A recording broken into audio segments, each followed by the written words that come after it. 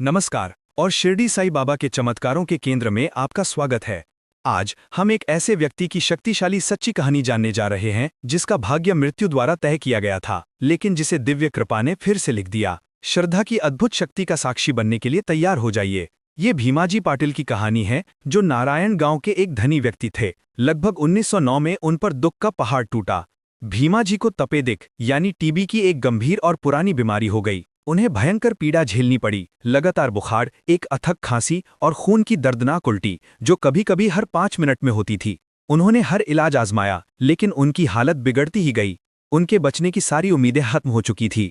अपने सबसे बुरे दौर में भीमा जी ने साईं बाबा के महान भक्त नाना साहेब चांदोरकर को एक हताश पत्र लिखा। नाना साहेब ने उन्हें एक ही सलाह दी, साईं के चरणों में समर्पण कर दो, अब वही तुम्हारे माता और पिता हैं। हताश और गंभीर रूप से बीमार भीमा जी अपने रिश्तेदारों के सहयोग से शिरडी के लिए कठिन यात्रा पर निकल पड़े। वे कमजोर भीमा जी को सीधे द्वारकामाई मस्जिद में ले आए। वह बाबा के सामने गिर पड़े, रोते हुए कहा कि बाबा ही उनका अंतिम सहारा है। साईं बाबा ने उन पर अपार करुणा से देखा। ठीक उसी क्षण एक चमत्कार हुआ। खून की लगातार दर्दनाक उल्टी रुक गई। बाबा ने घोषणा की, ठहरो, अपनी चिंता छोड़ दो, तुम्हारे कष्ट समाप्त हो गए हैं। यहाँ का फकीर बहुत दयालु है और वह तुम्हारी बीमारी ठीक कर देगा।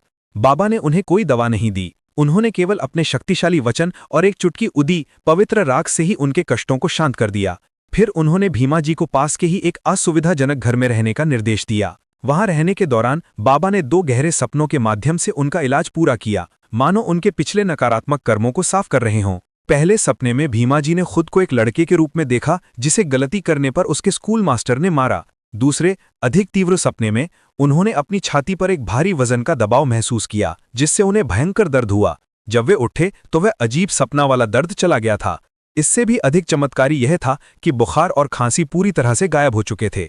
अगली सुबह भीमाजी पाटिल पूरी तरह से ठीक हो चुके थे। टीबी के सभी निशान मिट गए थे। उन्होंने 1 महीना शिरडी में बिताया, बाबा की दया को याद करते हुए, और फिर एक नए इंसान के रूप में अपने गांव लौट आए। कृतज्ञता से भरकर उन्होंने अपने गांव में एक परंपरा शुरू की, साईं सत्यनारायण व्रत, जिसके द्वारा उन्होंने बाबा की कृपा का सम्मान किया। यह चमत्कार साबित करता है कि अटूट श्रद्धा, विश्वास और सबूरी यानी धैर्य के साथ साईं बाबा किसी भी बाधा को दूर कर सकते हैं। अगर विश्वास, उपचार और साईं बाबा की असीम करुणा की इस कहानी ने आपके दिल को छुआ है, तो कृपया लाइक बटन दबाएं और साईं बाबा के चमत्कारों की और अद्भुत कहानियों के लिए सब्सक्राइब करें। ओम साई राम।